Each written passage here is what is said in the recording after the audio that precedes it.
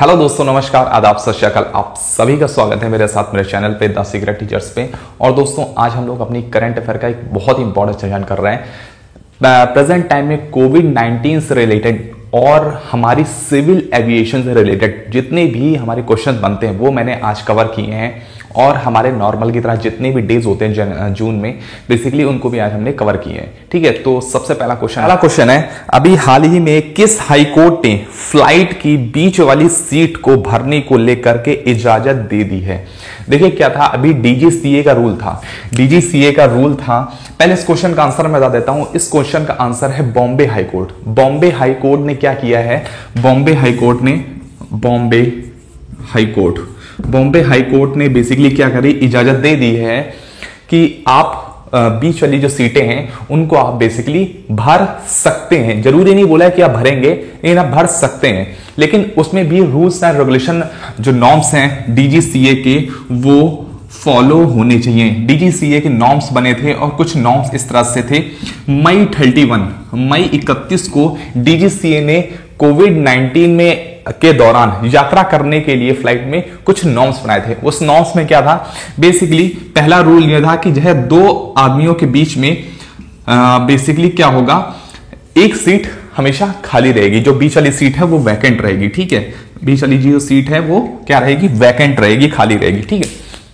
दूसरा नॉर्म्स क्या बनाया था कि आप विदाउट मास्क, आपके पास मास्क होना कंपलसरी है, मास्क के बिना आप यात्रा नहीं कर सकते। और तीसरी चीज ये भी बताई थी कि आपको फेस शील्ड आपको लगानी ही लगानी है, ये भी कंपलसरी है। ठीक है।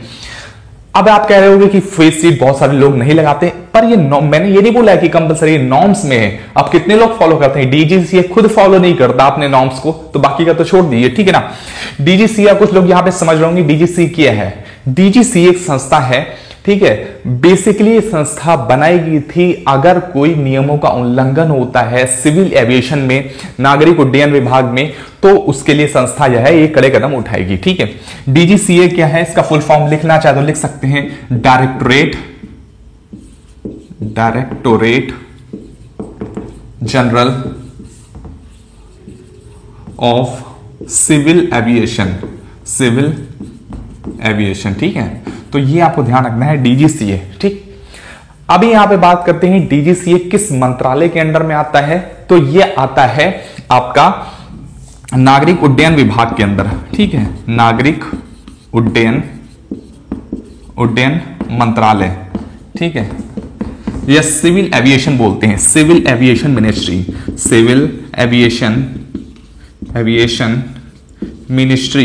ठीक है, सिविल एविएशन मिनिस्ट्री के अंतर्गत में ये आता है। ठीक है, यहां आपको ये ध्यान रखना है। अच्छा, एक और चीज पूछ सकते हैं कि इसके मंत्रालय के मंत्री कौन है, तो हरदीप सिंह पुरी। ठीक है, तो ये आपको यहां से ध्यान रखना है। ठीक है, तो बॉम्बे हाईकोर्ट ने निर्देश दिया है कि आप बीच वाली सीट भर सकते हैं। देखिए हुआ क्या था, डीजीसीए ने बोला था कि बीच वाली सीट जो वैकेंट रखनी है, पर यहां पे जो सिविल एविएशन मिनिस्टर हैं वो कह रहे हैं कि यहां पे हम बीच वाली सीट भरेंगे। ठीक है ना। लेकिन अभी हाईकोर्ट ने बोला है कि हम पूरा फैसला नहीं दे रहे हैं। अभी हम खाली ये कह सकते हैं कि अगर आप भरना चाहो तो भर सकते हो, लेकिन उसके लिए प्रॉपर सब कुछ आपको पूरे उपकरण लेकर के चलना पड़ेगा, जो भी पैसेंजर होगा। ठीक है, अभी बॉम्बे हाईकोर्ट ने फैसला इसके ऊपर नहीं सुनाया है टोटल पूरा। ठीक है, चलिए आगे अगले क्वेश्चन पे चलते हैं। सेकंड क्वेश्चन आप लोग पढ़िएगा, उसका आंसर करिएगा। सेकंड क्वेश्चन क्या कहते हैं?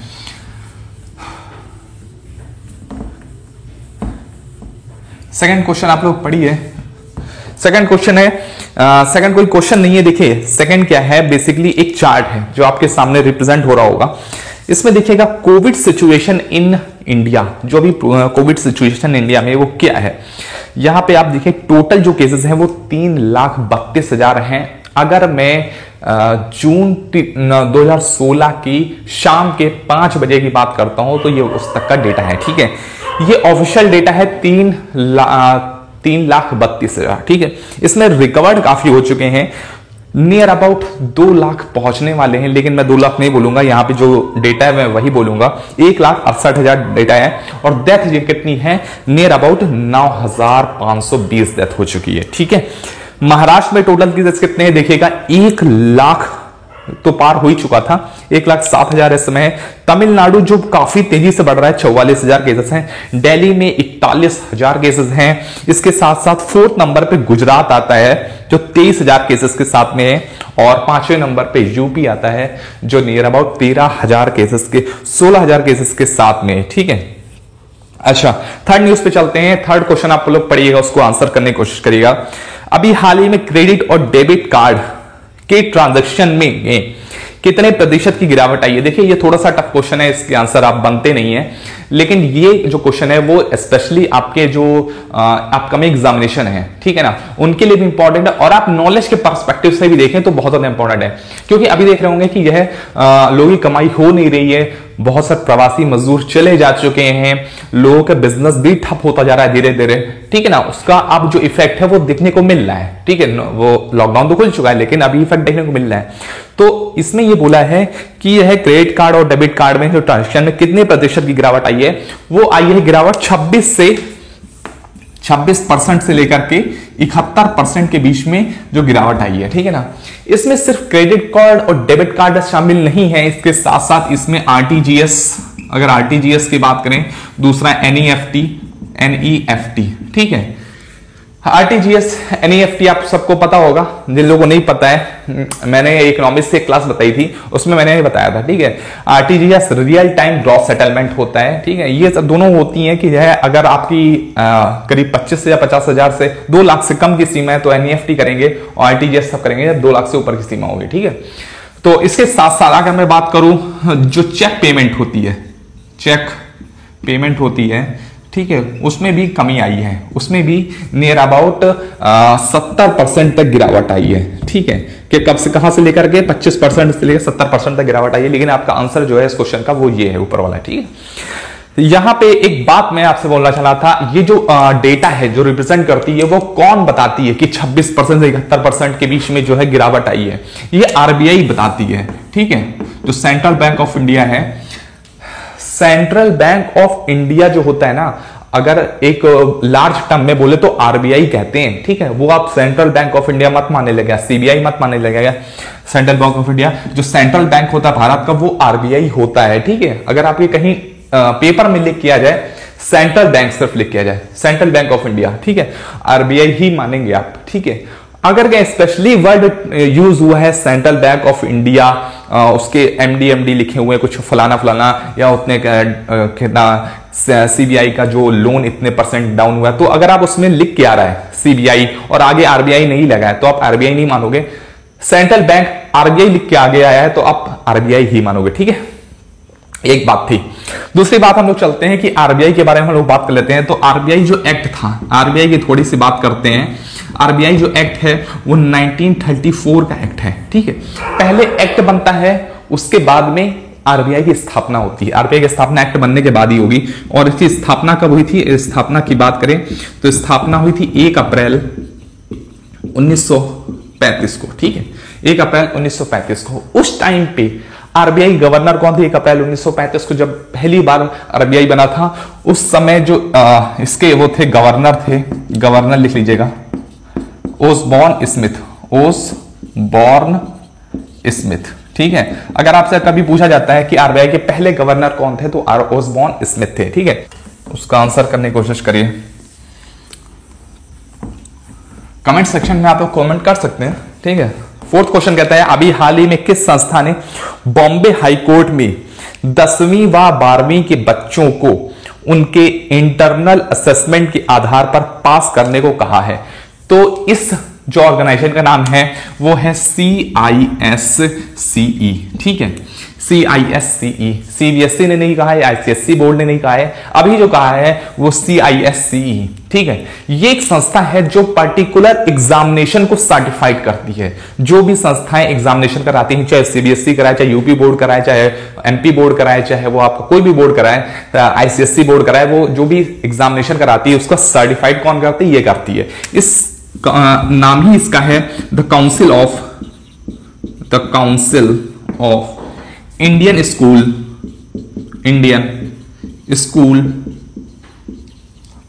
School certified examination.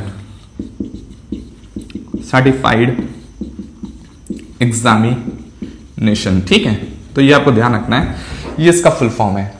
अभी इसने क्या बोला है, दो ऑप्शन रहेंगे हमेशा बच्चे के पास। उन्होंने बोला है कि जो है बच्चे के पास जो है वो दो ऑप्शन रहेंगे। कौन कौन सा एग्जाम ऑप्शन रहेगा कि जो हाई स्कूल और इंटर के जो भी पेपर बच गए थे, बच्चा उसे देने आ सकता है। ठीक है, बच्चा उसे देने आ सकता है। हम 2 जुलाई से एग्जामिनेशन फिर से कंडक्ट करा रहे हैं, बच्चा देने आ सकता है। और कुछ जो पेरेंट्स वरी कर रहे हैं, ठीक है, कि हमारे बच्चे को छू ना जाए, इतनी सिचुएशन इतनी खतरनाक होती जा रही है और बच्चे को कुछ छू ना जाए, तो उस कंडीशन पे दूसरा ऑप्शन क्या है कि जो इंटरनल असेसमेंट के आधार पर, इंटरनल असेसमेंट, ठीक है, इंटरनल असेसमेंट क्या होता है कि बच्चे ने अपने पूरे सत्र में, पूरे ईयर में कैसा परफॉर्म किया है उसके आधार पर बच्चे को मार्क्स दे दिए जाएंगे। ठीक है, तो ये दूसरा ऑप्शन है।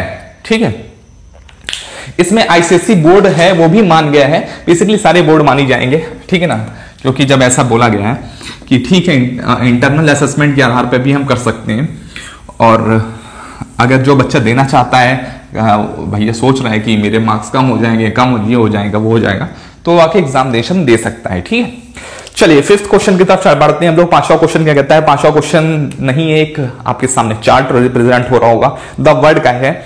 इसमें देखिएगा जो यूएस है वो नंबर 1 पे बना हुआ है, इंडिया जो 4थे पोजीशन पे आ गया है। यूएस है, टोटल केसेस है 21 लाख केसेस हैं। ठीक है, ब्राजील पे चलते हैं तो ब्राजील को देखिएगा 8,67,000 केसेस यहां पे हो चुके हैं। ब्राजील के 2nd नंबर पे आ चुका है। ब्राजील में बहुत तेजी से फैल रहा है। ठीक है, 3rd नंबर पे रशिया में अभी क्या हो गया है, रशिया में भी एक टाइम पे बहुत तेजी से फैला था, लेकिन अभी थोड़ा सा है लगाम लग गई है।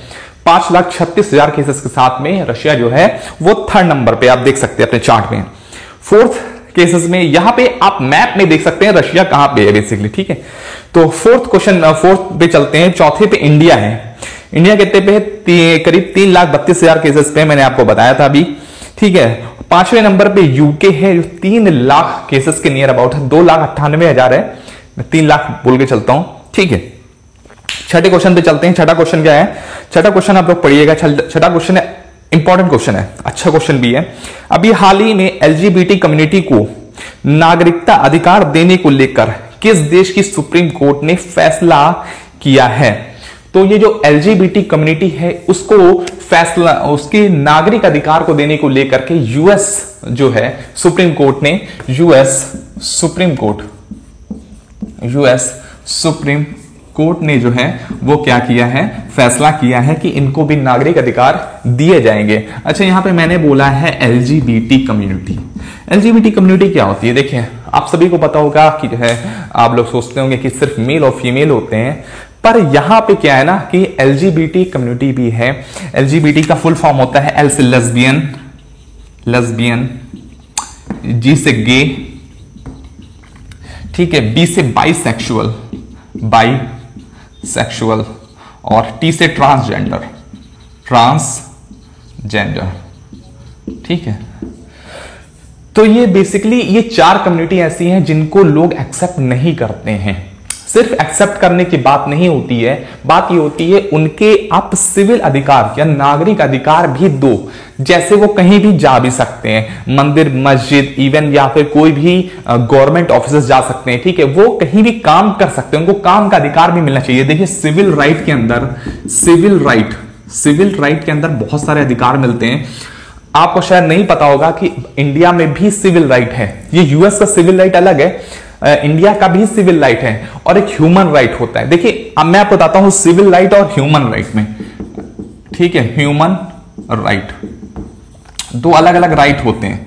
ह्यूमन राइट इसको कहते हैं हिंदी में मानवाधिकार, और उसको कहते हैं नागरिक अधिकार। ठीक है, जिस देश में रह रहा है वहां के उस देश के जितने अधिकार हैं वो सभी को मिलने चाहिए। बच्चे, बूढ़े, जवान, विदाउट मतलब कोई भी सेक्सुअल पार्शियलिटी नहीं करनी चाहिए उनके साथ में। ठीक है, जो अधिकार बड़े को मिलते हैं वही अधिकार छोटे को भी मिलेंगे, जो अधिकार नर को मिलते हैं वही मादा को मिलेंगे, जो अधिकार लेस्बियन को मिलते हैं, ट्रांसजेंडर को मिलते हैं, सब एक ही अधिकार मिलेंगे सबको। ठीक है, यहां पे कहने का मेरा ये मतलब था सिविल राइट में। ठीक है, अमेरिका का अगर सिविल राइट आप बोले तो यहां पे एक सिविल राइट एक्ट है, सिविल राइट एक्ट है 1964।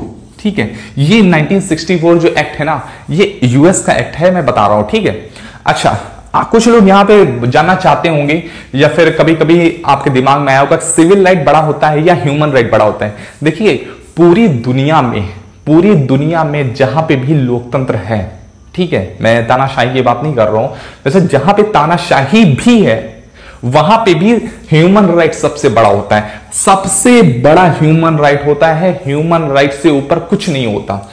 मैं आपको बताता हूं अपने देश का जो कॉन्स्टिट्यूशन है या अपने देश के कॉन्स्टिट्यूशन के अलावा जितने भी आप देश के कॉन्स्टिट्यूशन जानते हो या पढ़ चुके हो, आपने सभी कॉन्स्टिट्यूशन में एक ही बात देखी होगी कि ह्यूमन राइट को सर्वोपरि रखा गया है।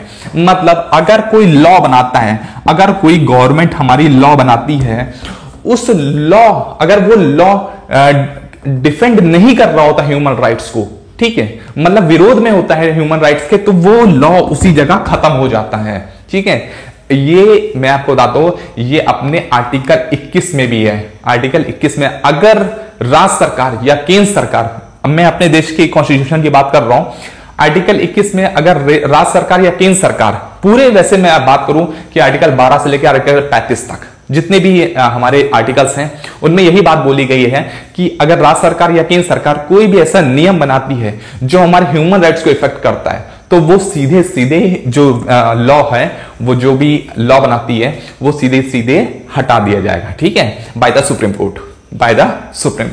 ठीक है, लेकिन यहां पे हम लोग बात कर रहे हैं सिविल राइट के, तो सिविल राइट यहां पे सिविल राइट मिलने चाहिए इन सबको। ठीक है, एलजीबीटी कम्युनिटी को, बस मेरा ये बात करने का मतलब था। ठीक है, तो यहां पे चीफ जस्टिस का नाम पूछ सकते हैं, जॉन रॉबर्ट है। ठीक है, यूएस सुप्रीम कोर्ट के जो चीफ जस्टिस हैं उनका नाम क्या है, जॉन रॉबर्ट।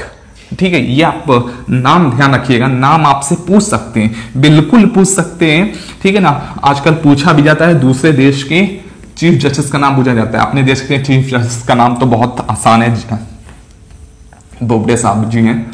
ठीक है, चलिए 7वें क्वेश्चन पे चलते हैं। 7वां क्वेश्चन कहता है अभी हाल ही में किस प्रसिद्ध हीरा व्यापारी की हाल ही में मृत्यु हो गई है, तो अरुण आर मेहता इस क्वेश्चन का नया आंसर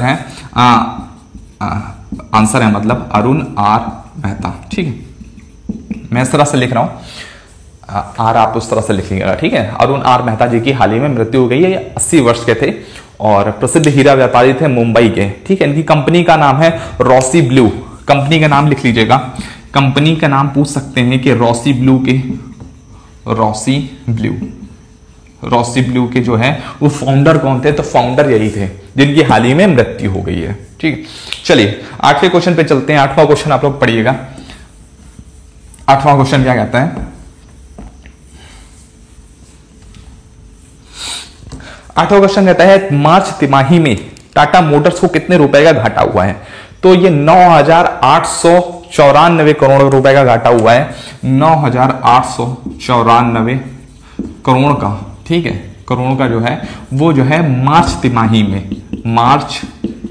में घाटा हुआ है। अच्छा, मैं मार्च तिमाही बोल रहा हूं तो इसका मतलब क्या होता है, मार्च तिमाही बोल रहा हूं तो इसका मतलब है जिस मंथ ये एंडिंग हो रही है, ठीक है, उससे 2 मंथ पहले के आप और ले लो, जैसे फरवरी हो गया और जनवरी। ठीक है, तो ये आपका तीनों मंथ मिला के क्या हो जाते हैं, तिमाही हो जाता है। ठीक है, जो एंडिंग का क्या कहते हैं, एंडिंग का जो महीना होता है उससे 2 पहले ले लो आप, तो पूरी तिमाही बन जाती है। ठीक है, इसलिए हमेशा मार्च तिमाही कहते हैं। मैंने आपसे बोला अप्रैल तिमाही, तो अप्रैल तिमाही का मतलब क्या हुआ, अप्रैल से 2 महीने और ले लेने हैं, मार्च ले लेना, फरवरी लेना, मतलब फरवरी, मार्च और अप्रैल, ये हो गया आपका अप्रैल तिमाही। ठीक है, चलिए अच्छा, इसके 2 बहुत बड़े बड़े ब्रांड हैं, आप लोगों को पता होगा, जैगवार और लैंड रोवर, इसने ऑक्यूपाइड किया था टाटा मोटर्स ने। ठीक है ना, टाटा कंसल्टेंट जैसे सर्विसेज इसकी है, स्पेशली जो आईटी सेक्टर में स्पेशली काम करती है। 9th क्वेश्चन पढ़ते हैं। 9th क्वेश्चन क्या है आपके सामने होगा, 19 जून को कौन सा दिवस मनाया जाता है, तो 15 जून को कौन सा दिवस मनाया जाता है, तो वर्ल्ड विंड डे मनाया जाता है। कौन सा होता है, वर्ल्ड विंड डे। ठीक है, वर्ल्ड विंड डे मनाया जाता है, कब मनाया जाता है? 15 जून को मनाया जाता है। ठीक है, मैंने आपको 12 जून को बताया था। 12 जून को क्या होता है? Anti child labour day, anti child labour day. ठीक है, इसके साथ साथ मैं आपको 20 जून का भी बता देता हूं। 20 जून का है world refugee day, world refugee day. ठीक है, ये ध्यान रखना है।